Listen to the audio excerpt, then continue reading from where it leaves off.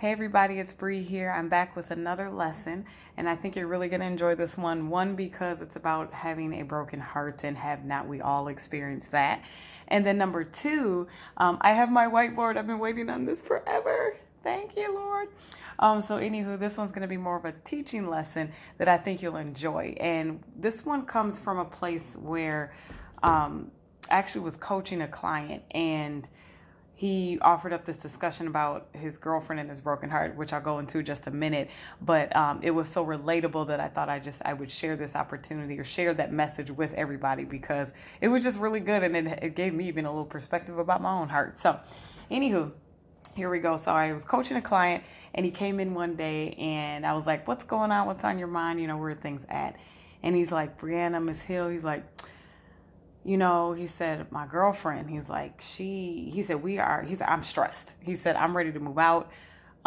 He's like, I need to find a place to go. He's like, we're so stressed out. He's like, we argue all the time. She's yelling at me. She's nagging. He said, if I leave the house, she doesn't trust that I'm going where I say I'm going. She'll call me when I'm at work just to verify that I'm at work, and then try to make me come home. And I'm trying to tell her I'm working. I can't leave. She showed up to my job before, with drama, and it's just all this stuff was going on. He's like, but then certain things I'll stop doing, and I'll come home, and then it's I come home, and then she yells at me then too. So he's like, I don't know if she wants me to stay or leave. He said she saw that I was looking at places to leave or to move out, and she got mad about that as well. But then when I do leave, she's like, I love you so much. Come back home. I'm sorry. And he's like, it's just this back and forth. And he's like, I've had it. He's like, I don't want it to go any further. He doesn't want things to escalate any further. And I was like, neither do I. So we did some coaching around that to kind of figure out what was going on. And so I was like, let me jump on my board real quick and let's talk about it. So I said, this is kind of what's going on. And so I drew a heart, right? And I'm not an artist in that sense, so forgive me if this is not a good heart. And I just drew a little zigzag right down the middle to represent a broken heart. And as he was explaining to me more about her behaviors, I was kind of like, okay, it's very, what some people would term as bipolar, which typically means polar opposites, but bipolar is more uncontrolled emotions. But we would just call this more polar opposites in that sense. And so I said, well, looks like on one side of her heart, I said, you got the whole I want you, I love you, I forgive you, I need you, you, right? And it's all these good, lovely, fun things. Let's work it out. Second chances, all that good stuff, right? And then on the other side, I said, now you got all this yelling and nagging and all this stuff. I said, so this is the I hate you side, right? So you got the I hate you, get out of my face. I'm gonna just put some acronyms there. GOMF, get out of my face. Leave me alone and stay away, right? And then you hurt me. Okay. And I said, so you're seeing these two sides basically manifesting. And I said, does this sound accurate? And he's like, yeah, pretty much. I said, so it sounds like when you do leave, she's like, no, I love you. Come back home. Don't be mad at me. I'm sorry. Let's work this out. I said, but then when you're at home, she's like, I hate your face. Get out my face. Leave me alone. Urgh. And she's going back and forth. And he's like, yeah. And he's like, and I'm stressed out. He's like, I just don't get it. He's like, the stuff she's talking about is, oh, we need to move forward and this and that and this and that. And I'm like, the difference between men and women when they are dealing with emotional issues. So anywho, I always have to ask the question when someone is coming and presenting a situation like this, especially with the line of work that I do, and now that I do some coaching around this stuff, is that I always have to ask, what did you do? Because typically the person that is portraying themselves as the victim sometimes is the offender, right? Because that's the nature of being a human sometimes. And so I had to ask him, because my personal mission, again, is to help people take personal responsibility for their soul, to take flight to their destiny. I had to ask him, well, what was it that happened that you did that caused some of this stuff? Because she seems really mad at you about something. And he's like, oh, yeah, remember we had talked about back in on Valentine's Day, she found out that, you know, I was talking to another woman. I didn't cheat on her like that. Like, I wasn't having sex. It wasn't an intimate relationship, but I took another woman on a date, and she found out. And I'm like, bruh, what are you doing, right? And so I'm like, okay, non-judgmental. And I was like, okay, so clearly the issue stems from one of your actions. And he's like, yes. And he's like, he understood that I wasn't going to beat him over the head with it because he already felt guilty about it, but he was ready to move on. He didn't want to hang on that anymore. But what I had to do was kind of make it plain and simple for him. And I don't know if you can see this or if it's backwards on the camera. My bad if it is.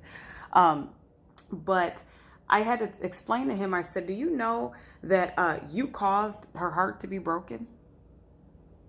I said, that's your fault, right? And he's like, yeah, okay. I said, but I want you to hear that though. I said, so what you're seeing is a manifestation of a broken heart.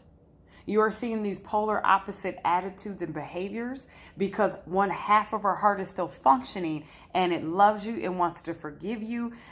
It remembers and reminisces about all the good times that you guys have had. I said, then on the other side, you have the I hate you side and the part that's still really hurt by what you did. And it hasn't moved on yet because it can't move on because it is broken. And if you know there's anything that's broken, it becomes dysfunctional. You can't really use it anymore, right? It doesn't work right. So what you're seeing is a broken heart trying to function. And so you're seeing these two polar opposite sides. And it made sense for him, but he was just kind of like, oh, and I'm like, yeah, dude. So I said, it makes sense that you're trying to move out and that you want to leave because you can't handle this broken heart stuff. I said, because the thing is you broke it, but you are actually not responsible for fixing it. You're not. You can't fix her broken heart. Trust, you have to earn her trust again, but that's not going to fix a broken heart. That's just building trust, right? Only God can fix a broken heart. As a matter of fact, the word even says that Jesus came to heal the brokenhearted. The word says that God is close to the brokenhearted and that he mends the wounds of the brokenhearted, right? He came to mend the wound or bind the wound so that that zigzag line disappears and you have a whole heart. So I gave that to him. I had to give him the double-edged sword. I said, one edge is, you did that, bro. That's your fault. And the other side is, that's not your responsibility to fix. You're broken. Now it'd be bogus if you just up and left her and said, I can't deal with you no more. Whatever. If y'all didn't want to work it out, that's between y'all. But the important part is that like, you don't actually take responsibility for fixing this. So I said, what might actually work, and I can't really suggest this to you, but if you're trying to move out, that might actually assist with her heart in the healing process. And so I said, you physically being there is causing this side to rise up, the hateful side, and the unforgiving side to rise up all the time. And she can't figure out what she wants because she's broken. And so that's just the nature again of a broken heart. And so he understood it, but then I had to break it down again. And I said, he had been in relationships like this with other women. Clearly he was cheating on her with someone else. And he mentioned, he's like, I noticed that I like live up under women all the time and that I want to do my own thing, but I wasn't taught how to do that. I'm like, I got you. Like, we'll coach around that next time. But I wanted to talk about this whole relationship pattern thing that he had. And I said that with this situation, I said, we kind of have to put it into an equation. So I said, on one side you have her yelling, right? And nagging. And there's lack of trust. Like she does not trust you. Okay. And all these other negative things, right? I said, and then you add it to your side, your piece, or I'll turn this a little bit. Then you add it to your side. I'm going to step out of the camera. Is that you added, you were unfaithful, dishonest. Okay. You cheated, whatever term, infidelity, whatever you want to use. And you can't be trusted. You're disloyal. I just put disloyal. Okay. Sorry if you can't see the words. I'm just writing the words. You can hear me talking. So that's the most important part. But I'm like, but when you get a combination or an equation of her yelling, nagging, and lack of trust, and you add that to your unfaithfulness, your dishonesty, your cheating, and your disloyalty, what do you get out of that? That's a lot of bad fruit. I said you get stress, which is what you're feeling. You probably, one of y'all feel lonely. There's anger. Okay. There's bitterness, unforgiveness, and so on and so on, right? And I can't spell, it says unforgiveness, but it means unforgiveness, and so on and so forth. But I'm like, this is what you get when you get those two things together. So I said, you have to consider, what kind of person are you when you come into a relationship, and what are you adding and bringing to the table? See, if you've cheated on women before, then you're probably going to do it again in a future relationship. And he's like, yeah, I don't want to. And I'm like, I get that. But let's take a look at what this is currently right now, because we have a problem. And right now, like, you can't fix this. You can't fix her. You can't do anything with this right now. She has to heal on her own. And God has the only one that can really touch her heart.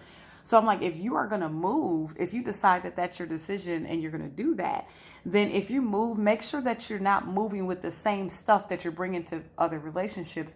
You have to move, but then really take some time to work on yourself and get yourself together so that this doesn't happen again. Because I'm sure you love her. I'm sure all this stuff is going on. It's great. You would probably try to work things out, but it's at a point where the stress level is so high that you're concerned about your own behaviors if it escalates. So in that event, it's just safer to move out. So long story short, all this stuff happens, and he leaves the office, and I said, I'm not teaching you anything new. I said, I'm just breaking down the actual situation and putting it on a whiteboard so it becomes a visual experience or a visual learning. And he's like, yeah, I get it. So I'm like, this isn't new information. This is just visually what can happen, so you now understand how her heart is working. You're welcome, men. Now you understand what a broken heart is like. So when you're seeing these behaviors, these odd behaviors, I said, when you go back home, I said, now you have to kind of learn how to talk to her, because you're talking to someone with a broken heart. So you can't just argue with her, especially when it's your fault that her heart is broken. I said, you might want to use a calmer tone. You might want to just listen to her and ask her, like, tell me more about how you're feeling right now, and just completely change your tone. I said, you might get a different response. We'll see. I don't know. We'll see. The saga will continue next month. So we'll figure that out. But the big piece here that I caught was not this piece up here, but about the broken heart piece. I realized that I had been there before. And I was like, wow. After he left, like, this light bulb just clicked. And I was like, I've seen myself act like this before. And I've seen it with people, like, in different environments, not even necessarily in a relationship, but just like friendships or other experiences where my heart was broken. And there'd be days where I'm like, oh, I'm cool with you, I'm gonna be nice. And then there's other days where I'm like, I don't want to talk to you, get out my face, homie. I don't like you, back up. Give me some space, back, give me 50 feet, right? And so I noticed that, and I just wanted to share that, because I said, wow, what a light bulb moment this is for me, because I know that God healed my heart, but it was only because I had removed myself from the situation. And when I did that, the Lord told me, he said, daughter, your faith has healed you. And I said, wow. So I knew my heart was healed from that. But then it led to a discovery that there were some other things going on behind the broken heart. So God started working and massaging those areas of my life, which was really cool. But I wanted to share this with you in case you are struggling with a broken heart, or you know somebody that's struggling with a broken heart, or maybe you are the one that caused someone's broken heart. It happens. No one is perfect. None of us are perfect. We all mess up. We all do things wrong, and we do things right as well. So I just want to share that with you, because sometimes you're trying to function out of something that's dysfunctional, and sometimes you have to step away for a moment so you can reassess yourself, reposition yourself, reorganize your thoughts, and get back on track. So I just wanted to hit you with a little bit of nugget of wisdom with that. I hope you enjoyed it. Sorry it's all kind of every which way with this camera, but it's still a message. It's still good. I don't care. See you later. No, I'm just kidding. You guys have a great night, and I'll talk to you soon with the next message.